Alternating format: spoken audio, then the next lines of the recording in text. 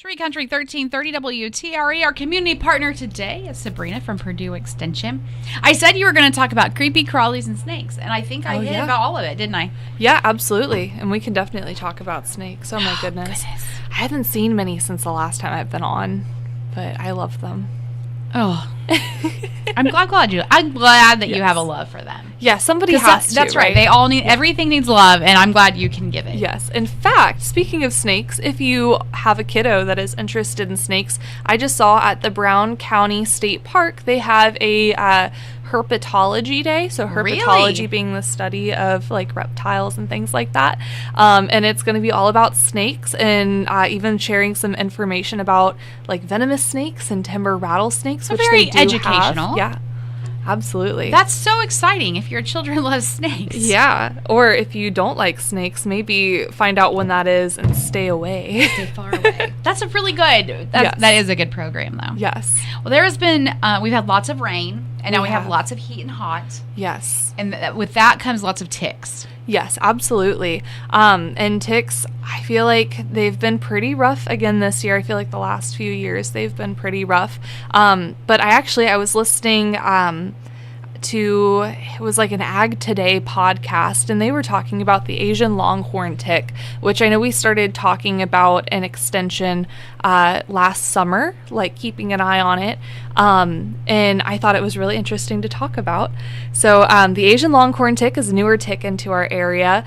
It has been confirmed in Hendricks County, and then recently, within the last few weeks, also in Dearborn County, they actually had a cow die because it was infested with these Asian longhorn ticks. You and I must have been listening to the same thing. Oh, you're talking, I'm like, I heard this. Yeah. I think the episode came out like this morning or yesterday.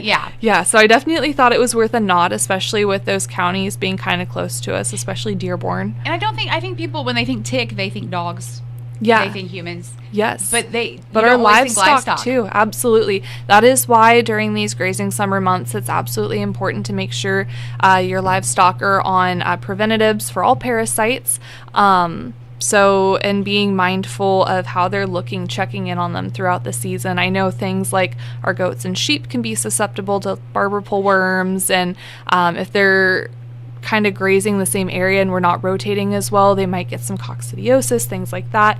But yeah, the Asian longhorn tick, it's been something. Do those look any different than, like, I don't know what the normal tick name is, but... Yeah, so a lot of the ticks that we see around here are going to be dog ticks, which are like a nice rusty brown. There are deer ticks, or also called blackleg ticks, so they are a deeper shade of brown, a little bit closer to black. And then we have lone star ticks, which are that brown with a nice white star in the middle of their back.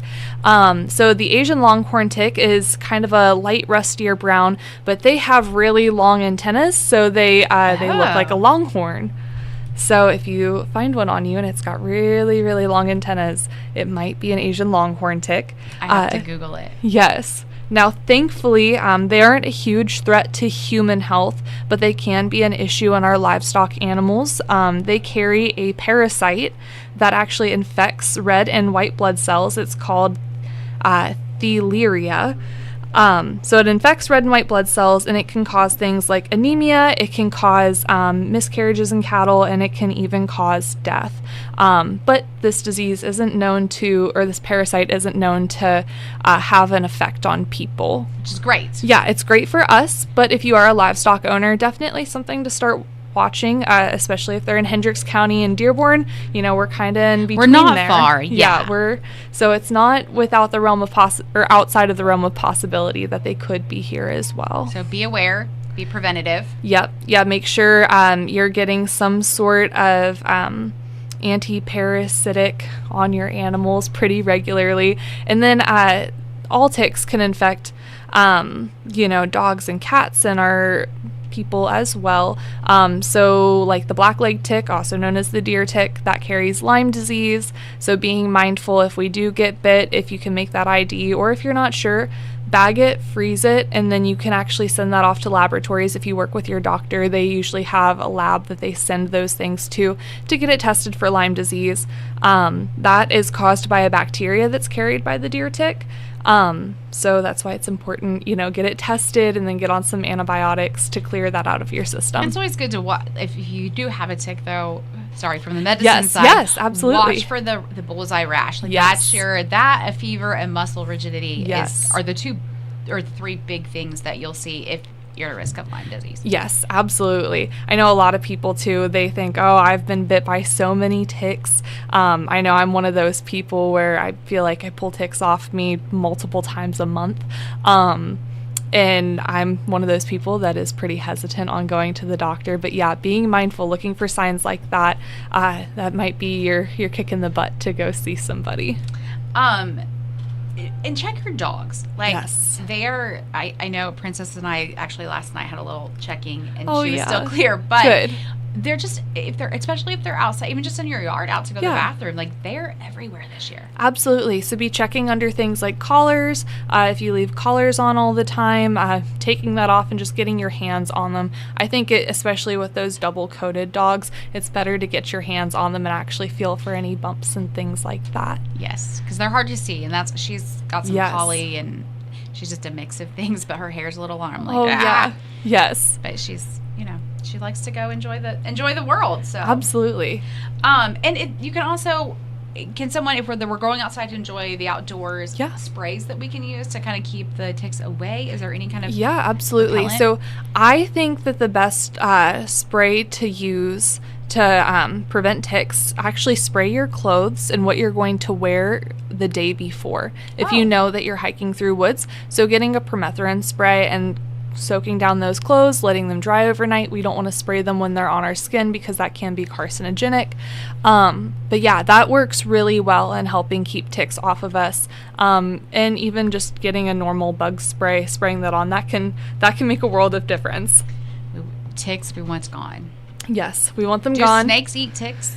Oh gosh, I actually don't know if snakes eat ticks. See, I was trying to find a positive in the snake situation. Snakes eat mice, and ticks live on mice. Okay, so yeah, absolutely. In fact, so the deer tick, they actually commonly pick up the bacteria that causes Lyme disease, feeding on white-footed mice.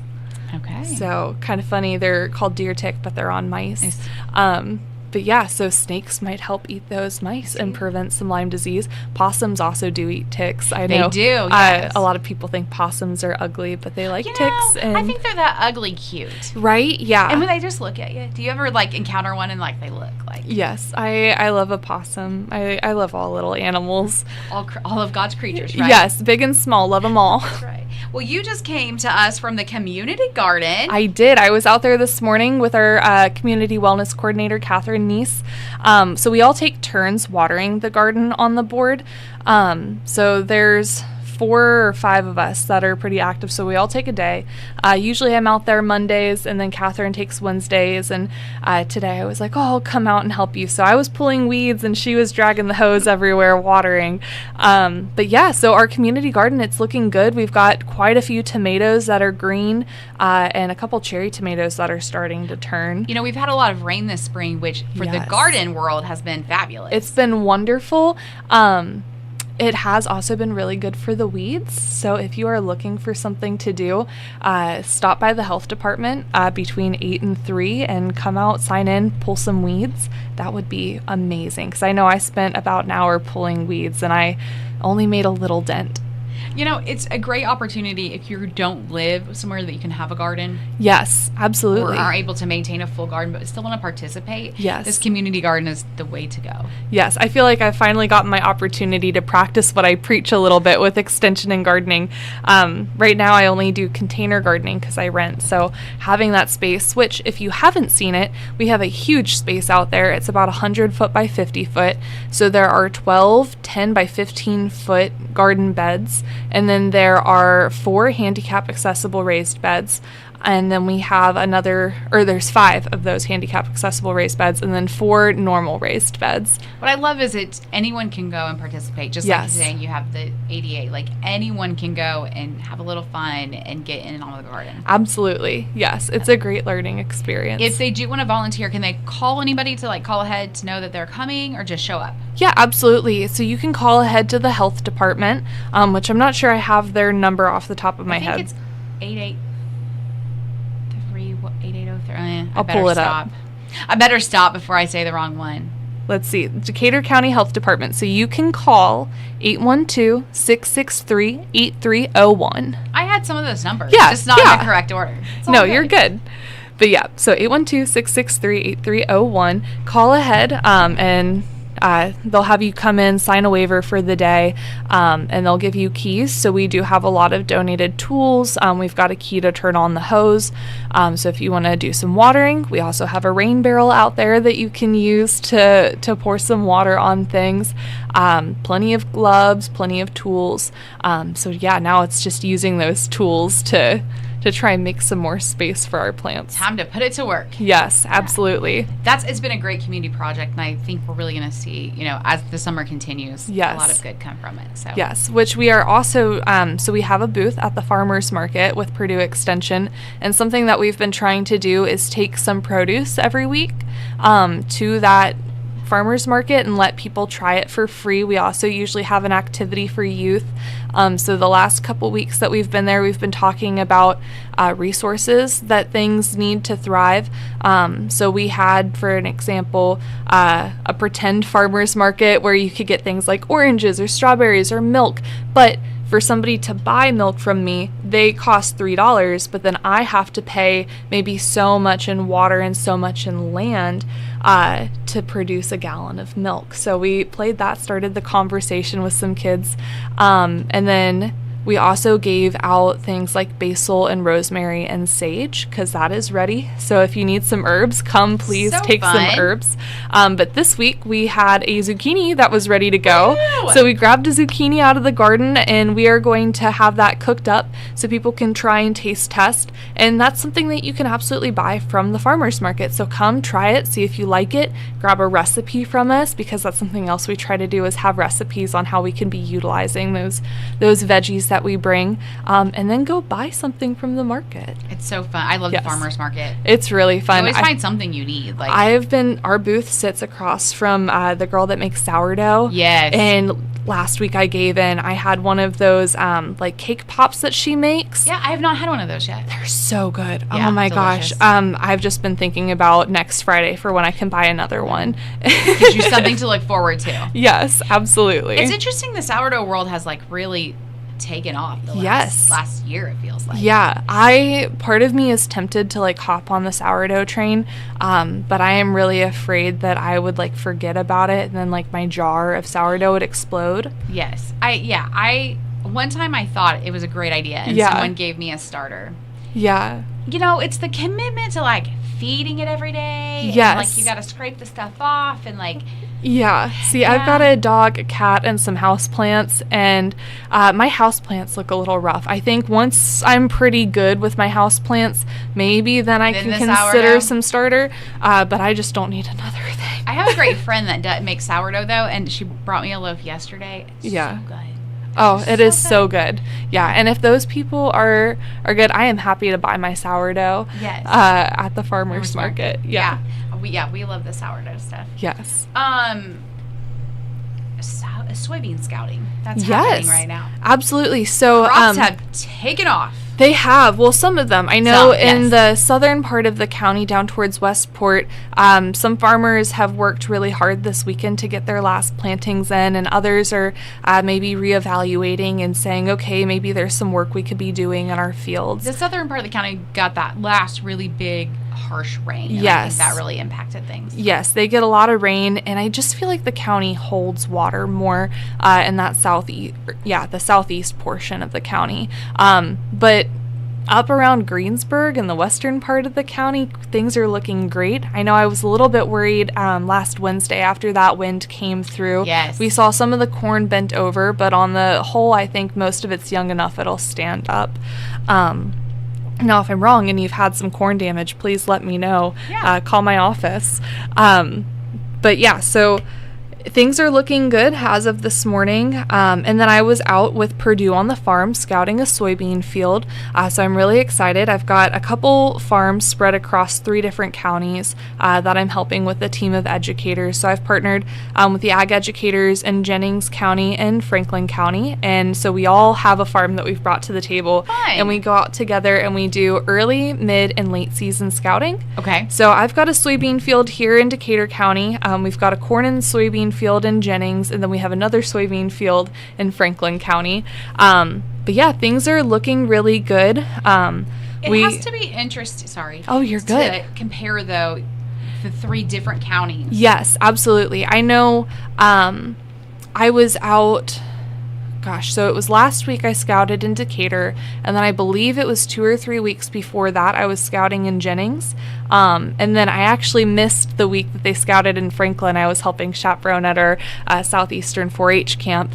But when we go out and scout, we are aiming for soybeans to be between the vegetative 2 and vegetative 3 stages. So when we count that, we're looking at the number of trifoliates on the plant.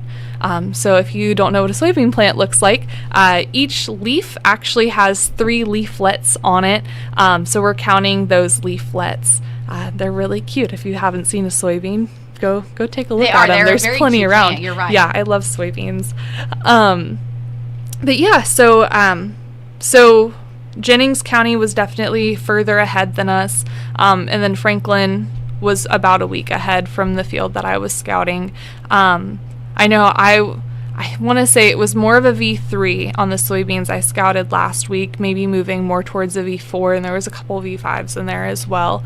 But looking at things like damage, I haven't seen any pests of concern other than maybe some slugs, and I've seen that across the county as a whole. Slugs have really liked that wet weather that we've been having. They've done a number on my flower beds at home and things like that. So that was the only thing that I really saw, in not even enough to do more than like 5% damage across the crop as a whole. Nice. So it was looking really good. And across the county, I think for the most part, wrapping up planting at this point. Yep. Yes. So I think that last push will happen, today. If not, it's already happened this weekend. And then if anybody doesn't get things planted, I think they're just looking at reevaluating, seeing maybe we get some tiles in this summer or see what we can do to better our fields. Yep. Yeah. The rain has just been, it's been crazy this year. It has been unfortunate. It just has not let up. It has not. Until this week, and now we're just going to scorch. Yes. Although I've seen there's a small % chance for like Thursday through Friday, and then another farmer was talking to me, and they said that they thought that there was a good chance for Saturday to get some rain. So hopefully we don't burn too bad. That's right. We'll see what happens. Yes. Let's take a quick break, and we'll be right back on Tree Country. We're going to learn more about critters and creepy things.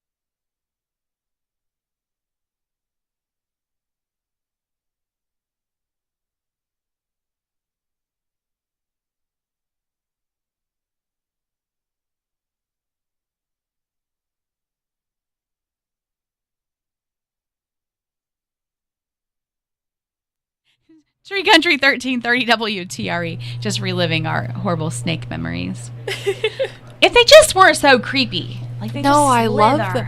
Yeah, but they're how cool. They don't have legs and they use the muscles on their bodies I think they're so neat, especially things like rat snakes that can climb like straight up a wall. Yeah, like it's amazing to me.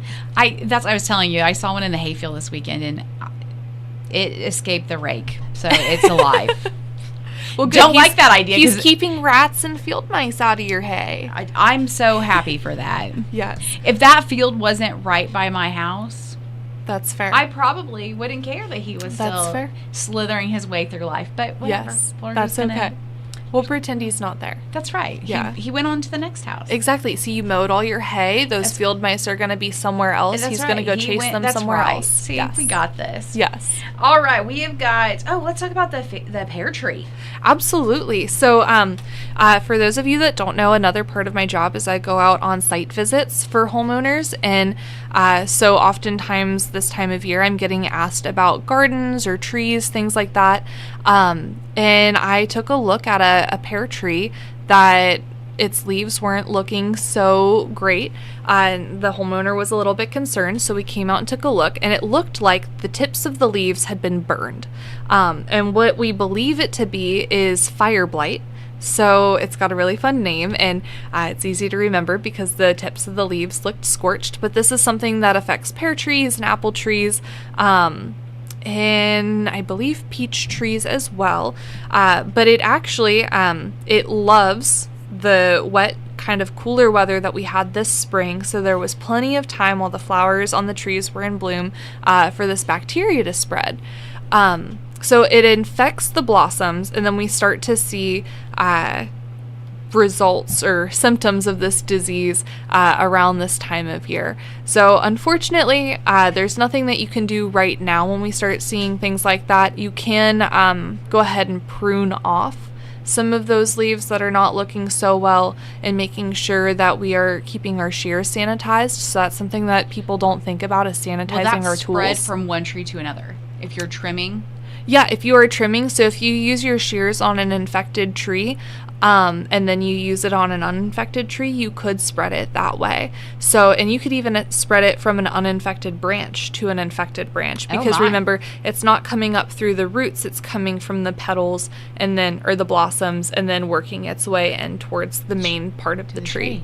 Yeah. So if we trim off that infected material, and even the recommendation I have seen, cut the infected stuff, sanitize your shears, and then cut just a little bit into the healthier part of the branch. That way we're making sure that we're getting all of that infection out, but we're not reinfecting with infected clippers. Okay. So you can do that around this time of year.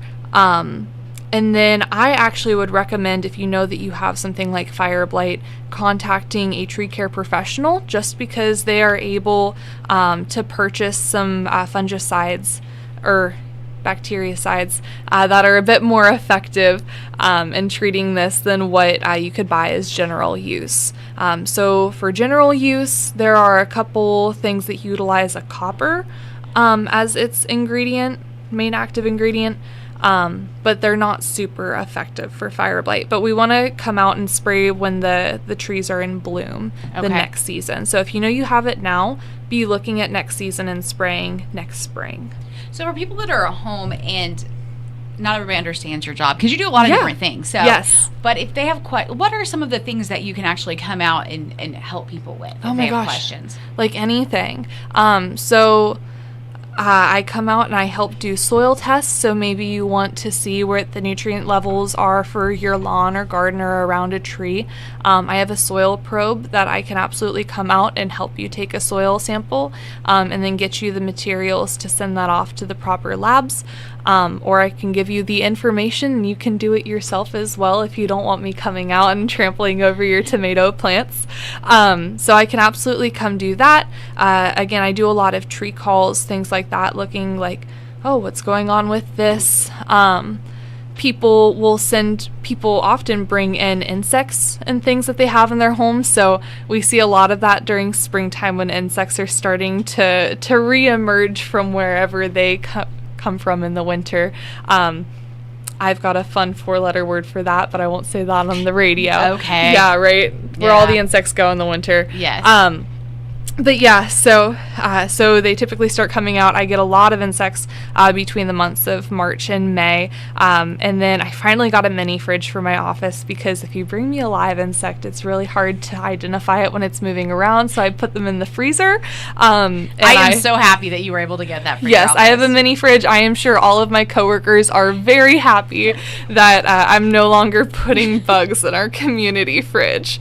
But yeah, so I could absolutely help with IDs on that. Occasionally I get sent pictures of mammals, which I actually prefer. I was an animal science major, so some people might say, oh, I saw this, what is this? But yeah, so you can email me pictures, you can bring something into my office.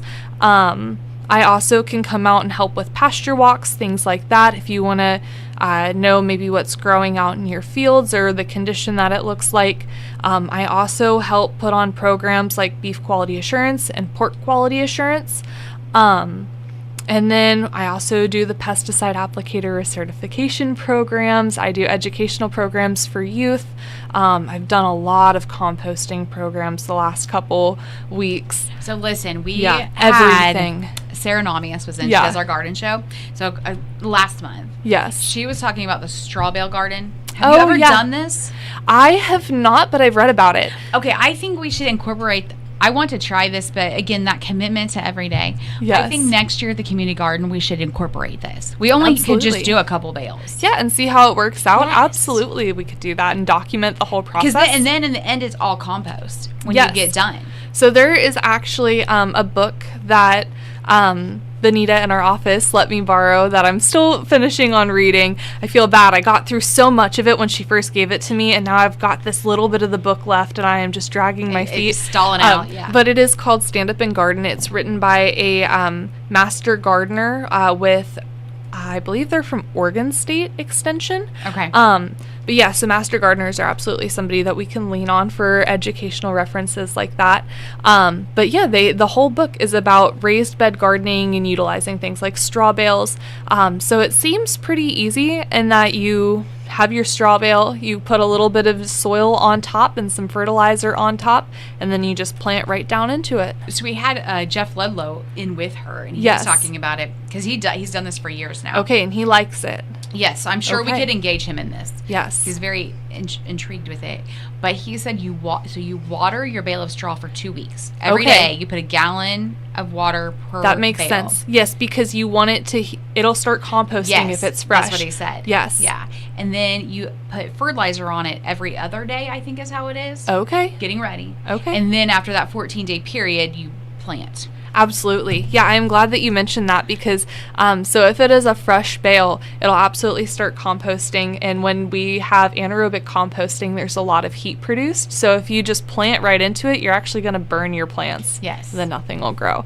But yeah, so I would love to have them on. Let's incorporate this. Well, and I do feel like I can only read about so much, but getting to talk to somebody that experiences and practices, you learn a lot of extra useful tips. It takes a whole community to make things happen. Yes, it's a village. What else you got going on? Oh gosh. Not that wasn't enough. You went to, I know you're not 4-H, but you're still Purdue. You went to 4-H camp. I did. I got to go to the Southeastern Indiana 4-H camp. So I was helping fill in for the Brown County educator. And so that was really cool to get to go again. So fun fact, I was a 10-year 4-H member, and I went all 10 years. And then I have gone 4 years as an adult. I'm 25, so I've gone over 50% of my life to 4-H camp. So I bleed green and white at this point, and black and gold. But me too. We're all there. Yeah. But yeah, I loved it. It was really great to be back. I actually met my husband there. We were counselors together there. Well, that's fun. Yeah, so it's always kind of nostalgic to come back. And you'll see I've got my friendship bracelets on that I made at camp. So I got to help run the craft table. So we went and made friendship bracelets. But then Nora and I were teaching kids about comic strips. So the camp theme was like Disney movies and things. Yes. So we did comic strips and flip books. Oh, fun. And talked about animation with the kids, and they are just so creative. There were so many fun ideas. I think it's really interesting. We're way off topic. That's okay. You're good. This is fun. I think it's really interesting because I was a 4-H kid too. Yeah. But I think for those that aren't in 4-H, the concept or the idealization is that it's farming and it's agriculture. But 4-H is it's so much such more. A wide array. Right here, Yes. grand champion, gift wrapper. Mm-hmm. Yeah. Oh, Yeah. really? That's awesome. Probably couldn't do it today, but at one point. That is so But cool. I mean, like there are so many different opportunities. Yeah. That 4-H is not just like you were talking. It's animation and crafting. It's not just computer sciences. Photography is another huge one. Foods and cooking. Electricity, welding. Like there are just so many things where you don't have to have an animal to compete, or you might not know that you can if you have a dog or a cat. We don't have cats as a project in this county, but you could show in another county that does have cats, but we do have dogs. I would say you're in charge of dogs. Yes. So are we geared up for the fair? We are. So our show is 9 a.m. on July 5th, and we've got our kids, they're ready to go. We had practice yesterday and working on our sits and our stays. And we've got one dog that it's so cool. I wish my dog was this cool. They throw a dumbbell and send the dog to go get it, but they have to go over a jump and then get the dumbbell, then bring it back over a jump. Oh, and wow. My dog would not do the jump. He would either run through it or run around it. Yeah, I don't think either one of mine would have interest. Yes. So, and that's a more like you work towards that through 4-H. It's not what you start out with when you're in 3rd grade.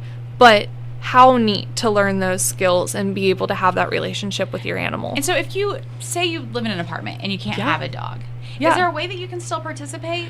If you have a family member that has a dog. Okay. So our rules just stipulate that there is one dog shown per 4-H'er. Okay. So you can't show multiple, and the dog can't be shown by multiple 4-H'ers. But other than that, you could bring it. You've really worked hard to build the dog program back up. I'm trying. I really am. I hope more people get involved. I think it's a really great program, and so many people have a dog. But yeah, and it's been cool to see the kids grow and work with them through the years. We've got kids at different stages, and it's really cool to see them advance through the program. That's exciting. That's always fun stuff. Yes. I just think it's really the awareness, and I think it's just the idealization that's what comes with 4-H, but there is so much to offer. Yes, there is so much. So if you're not involved in 4-H, please come out. Come to the fair. It's July 10th through the 16th. And yep, I got that right. I'm looking at the fair book, double checking myself. And yeah, come out for more than just the rides, because it is so much more than that. We've got shows going on throughout the day. Come look at the projects. I know the horse barn always has some sort of event going on. They do. I love to watch the contesting. I did contesting when I was in 4-H, and I think that's so fun. So that's the things like the barrel racing and the pole bending. But yeah, there's way more than just that. There's just so much. I'm the nerd. I'm just calling myself a nerd, but I love to go to the other fairs to see the projects. And that's why people are like, you love, I don't really love fairs so much, but I love, and I guess it's because I put the time and effort into my projects. Yes. I love to go and see what everybody else has done. Like it's a great thing. Speaking of favorite projects, I was going to ask, what's your favorite project that you see at our fair? Oh my, I love the, I don't know if it's actually called recycling, but it's the repurposing. Oh yeah, recycling. I am always amazed. I am like, how did you look at those things and come up with that? Yeah, I think that is so cool. Oh, they're fantastic. I love the fairy gardens. They didn't have fairy gardens when I was a 4-H'er, and I always try to stop by our fairy garden section. So kids get to make terrariums. They had fairy lights and little ornaments, and they're so pretty awesome. in the end. Now we've got Farmscapes now and Legos. Yes. And, I mean, it just. Yes. And I love the photography, and I think what I love about that is you get to see each person's individualized idea of what this world looks like to me. Like, absolutely. I'm like, I love that part of it. Yes. And if you're an adult, we also have the open show as well, where you can enter some projects. So I believe they've got things like photography and all kinds of different needle crafts and food, flowers. We as an extension office are competing in the open show, so just amongst the educators. Okay. But it will be on display. So we pulled... What are you doing? So we put all the projects into a hat, and we pulled one out, and we are doing photography. Okay. And the theme is 4-H. So we're all going to try to submit a photo that we feel best represents the spirit of 4-H. So I'm really excited. So come out, come judge us. Yes. And I think I'm going to take succulents this year to the open class. I love it. Bonita was in earlier last week. Earlier this week, I believe. Yesterday. I don't know. Anyway, Bonita was in recently. And because I forgot that she had added succulents. So I'm thinking I might do that this year. Oh, I didn't even know that was a category. I didn't either. And she mentioned, I was like, oh, because I can do my succulent farm is great. So I'm ready to divide up a bunch of my succulents. I grow the grape Taverias. Yes. And so I had one that I rescued from when I was a junior in college. I was working at a Rural King, and this poor succulent was just dying. So I paid $1 for it and took it home. And you brought it back to life. I brought it back to life, and it has cutoffs every year, so it is ready for me to divvy it out. I have it's the heart succulent. Oh, the string of hearts? No, it's the single heart. Oh, have you seen the single I don't think heart? I've seen one of those. I'll Google it real quick and show you. But I've had it. That's probably 3 years old at this point, and it started to repopulate itself. Yeah. But it had to have gone underground and up, so it shoots out. Yep. Off. So it's got like 7 or 8 hearts on it now. Oh, that's so cute. And I'm thinking I should bring that to the fair. That would be really cool. I would love to see that. Yeah. And then I can break some of them off and let people have one. Now, yeah, I think it's fun. So that's another thing too. If you have a houseplant that isn't looking very good, bring it in. Or if it's too heavy to bring in, call me out and I can come take a look at your houseplant as well and see what's going on with it. Here's the heart succulent. Oh my goodness, that is so neat. So mine has a little thing that comes out, and then it looks like a tree branch, and it has all kinds of them hanging off of it now. Oh, that is so cool. I had no idea that there was something like that. It's crazy, Succulents are so weird. They are. They're really weird looking plants, but I think they're really cool. But you know what? I can keep them alive. How? I don't know, but my succulent farm is booming. I'm finally starting to get away from succulents because I tried to do things that could take some neglect and some forgetting. Yes. And I've got a couple plants that do require more watering. They're looking okay. But I got a new one for my birthday back in March, and I didn't know what it was. This is your warning to always check and see what it is that you are grabbing from Walmart or Kroger or any store, because some houseplants can be toxic, or they might have flowers that have not great blooms. So that's what happened with me. I had this plant, it had beautiful foliage, and I brought it home because I needed to put it in a bigger pot, and it was sitting in my kitchen. And it started to send out a flower, and I was watching it for like the last couple days, and I thought, oh my goodness, this looks gorgeous. Like, I can't wait to see it unfurl. I'm doing such a great job. And it blooms. And it took me a couple days to figure out that it was this plant making the smell, but it bloomed and it smelled like crushed ladybugs. Oh, that's an awful smell. And I was just thinking, oh my goodness, like, what is going on? Like, what stinks? Like, checking all my, like, garbage and things like that. Yeah, and then finally I got close to it and I could smell it. So I did some Googling on this plant and what it's called. Its common name is dumb cane. Dumb cane. And it's called that because if you get its sap in your mouth, for adults, it makes your tonsils and your tongue swell and your vocal cords swell, so it makes you sound like you're speaking a bit slurred or a bit silly. But if you are a dog or a cat or a small child, it could cause your throat to close. So be very cautious with the dumb cane plant. Yeah, and don't keep it in your kitchen. And if it does have a flower, just cut it off because you're focused on the foliage anyway. So cutting off that flower it'll cause the plant to put more effort into its leaves. I love it. Yes. See the things we're learning today? Yes, I love it. We're going to take one more quick break and we'll be right back on Tree Country 1330.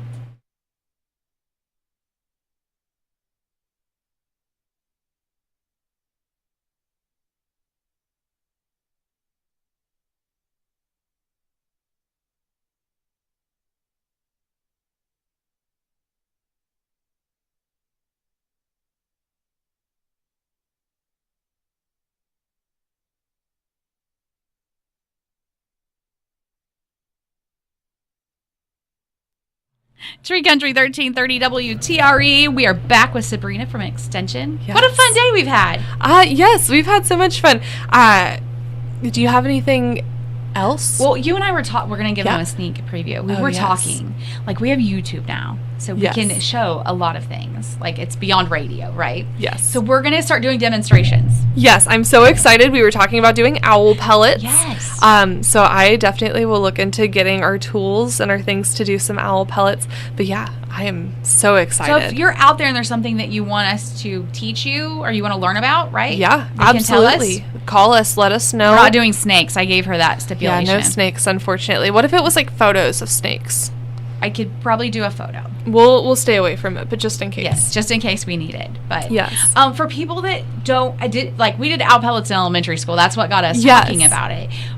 Kind of tell people why we would do this. Yeah, absolutely. So owls, as we all know, don't have teeth. So they swallow their food whole. And when they do that, all of that hair and bones, it doesn't get digested. So it goes into a different compartment, and then they later throw it up and it comes out in a pellet form. So some people think it's owl poop, but it's not. It's not. It's owl vomit or an owl hairball. But yeah, so then you can find these pellets or order them online, but some people might find them in old barns and things where owls might roost, and you can actually dissect it and find the bones and things of the critters that it has eaten. So yeah, obviously makes an impact because we both it was totally really cool. Into it, so I know I did this in about the 6th grade, and you did it. Upper elementary school. Yeah. So parents, if you're listening, ask your kid if they've done an owl pellet or not. I don't know if they still do that, but the kids might be like, "Oh yeah, I know what that is." So we're going to teach you. Yes. If you don't know what it is, tune in. So, and then where can we find the YouTube channel? It's if you go to our website, there's a big old thing right in the middle that says "Click to watch YouTube." It's awesome. WTRE Radio. Easy to find. Easy to find, and we will have all kinds of fun stuff. Yes, I am so excited for this. I can't believe I didn't think about it before. It's kind of 4-H-ish, right? When you go to your 4-H meeting. That's do a demonstration. When we have the extension office come on as a whole, we should do a 4-H demo. I think that is a great idea. Yes. Because you can all pick different projects so that we can show that there is a wide variety. Yes, This is all you got this. Yeah, this is blossoming. I love it so much. So fun. Yeah. So if people need to get a hold of you, how can they do that? So you can call our office. Our phone number is 812-663-8388, or you can send me an email. That is Allen, ALLEN 484 @purdue.edu.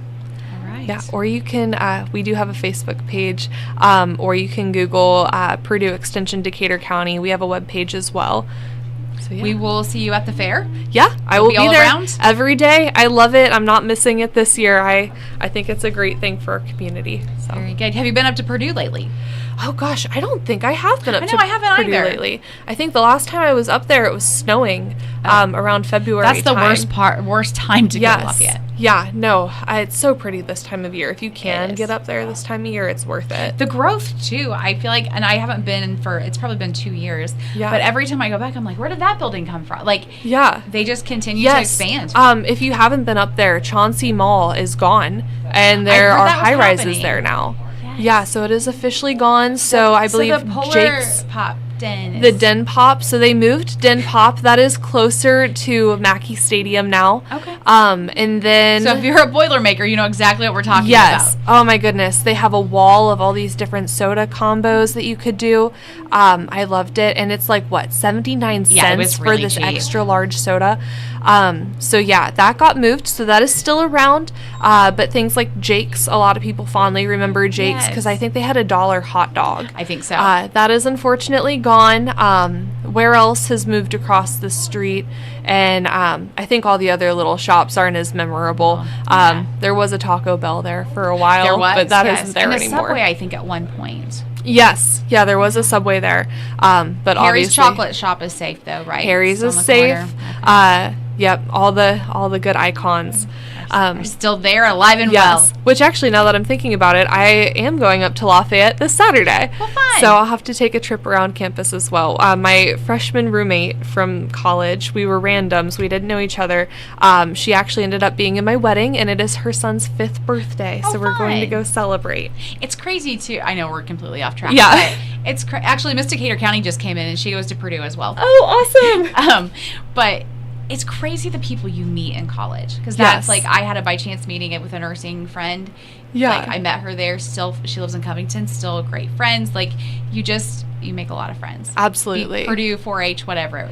Yes. Get out there and live, right? Absolutely. Make those networks. It's not what you know, it's who you know, and connections can take you so far in this world. That's right. And Sabrina will take care of your critters or your fungi or absolutely any other weird things you have. She loves fun weird animals, stuff. Plants, all the fun stuff. Do you know, I saw a kangaroo was going to be in a livestock auction, like at an auction house. Oh, that's interesting. I know. I was intrigued, so we had to do a little research. Yeah. You do have to have a permit for that in Indiana to have a kangaroo. I thought so. Indiana's pretty strict with their exotic animals. You do have to have a license for most of them. And my nephew, I sent it out like in the family group. And he's like, he's 9. He's like, you really think you need that? I said, well, look, it looks really cool. Hey, the thing that I think is the best thing about kangaroos is they have pockets. They do. Yeah. I know. It's so fun, right? Yes. Well, and he said, I looked it up. Because, school, they teach them. And he's like, you have to have a permit. I'm like, well, we'll get a permit then. So I guess real quick, fun fact about kangaroos. So they're marsupials. Yes. Which means that they have pouches and things. But it also means that they have 2 uteruses. So that means that they can have babies at 3 different stages. So they can have their joey that's on the ground. They can have a joey in the pouch. They can have one that's in utero. In gestation, in utero. And then they can have another one paused in meiosis 1. So it's when there's still a blastocell. Yeah. Which for people that don't know what that means, it's basically before they start taking form, they're more just like 16 cells. Yeah. Right around that. So they can pause it in that. Seriously? Yeah. It is so neat. So marsupials can do that. I thought that was really cool. How long can they pause it for? Do we know? I think for as long as they need. It's typically a couple months, right? So as the older joey gets weaned off, the younger joey gets on the ground out of the pouch, the other one is born, crawls up into the pouch, and then that reproduction can start, or the gestation period can start. Yep. How fun is that? Isn't that so wild? We learned that in my reproductive physiology class. That's where I really nerd out, is all the fun animal science stuff. That is so fun. But, yeah. Well, next month you'll have lots of fun facts for us. Yes. We're going to have owl focus pellets. on owls. How fun. We're going to have a whole episode on owls. I love it. It'll be good. Thank you so much for coming in. It's been a great morning. Thank you. We've got Miss Decatur County coming up just after the news here on Tree Country 1330.